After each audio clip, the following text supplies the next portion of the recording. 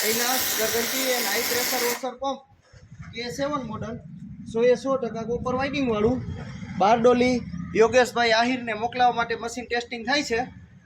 ચાલો એનું પ્રેશર કેવું છે ને તમને લાઈવ ડેમો બતાવું. K7 નું પ્રેશર કેવું આવે.